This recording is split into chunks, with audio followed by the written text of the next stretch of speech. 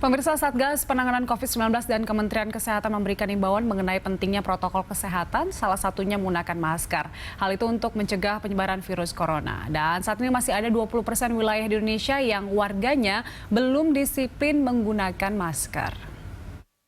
Saat ratas tentang penanganan COVID dan pemulihan ekonomi tanggal 3 Agustus yang lalu, beliau sudah menyatakan bagaimana kita harus fokus dan bertahap dalam memberikan informasi kepada masyarakat. Mengapa demikian?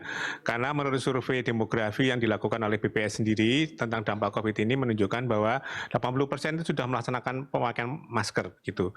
Tapi ada 20% kan, berarti yang belum. Nah, berarti kan 20% ini bisa menjadi sumber penularan. Nah, oleh sebab itu perlu adanya sosialisasi, edukasi yang bertahap.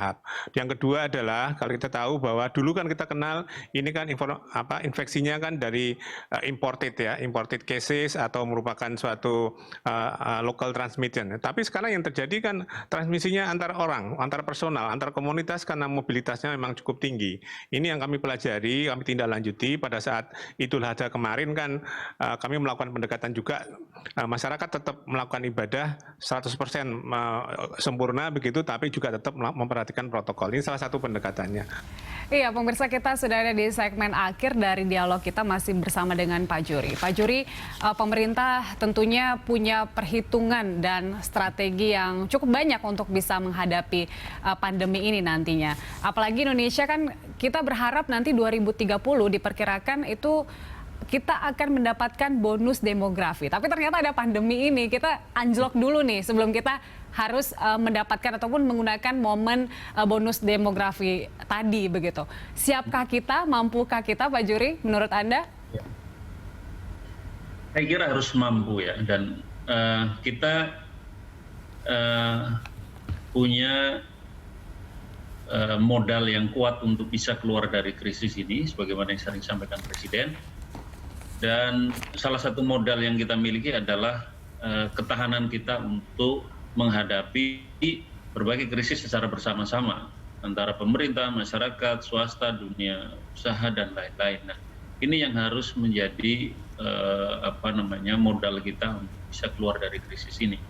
Yang kedua, krisis ini mestinya dan mari kita dorong untuk juga menjadi momentum bagi anak bangsa ini untuk melakukan berbagai inovasi, untuk melakukan berbagai lompatan inovasi, supaya tidak hanya kita ini bisa keluar dari krisis, tetapi menjadi momentum kita untuk lebih maju lagi.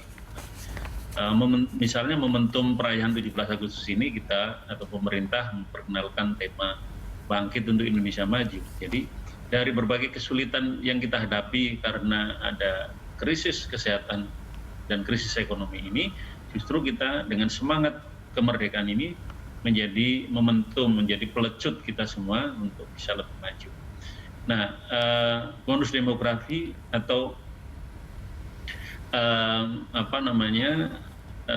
generasi muda kita saat ini yang diharapkan akan menjadi tulang punggung bagi kemajuan kita ke depan, saat ini ditantang untuk bisa menyadari betul akibat krisis ini dan kemudian memikirkan dan membangun strategi bagaimana kemajuan-kemajuan yang harus dicapai Indonesia ke depan. Jadi krisis ini kita lalui dan kita lalui bersama-sama, kita bekerja bersama-sama untuk keluar dari krisis, dan selanjutnya mari kita jadikan krisis ini sebagai momentum kita semua termasuk anak bangsa ini untuk bisa lebih maju dari situasi yang kita hadapi saat ini.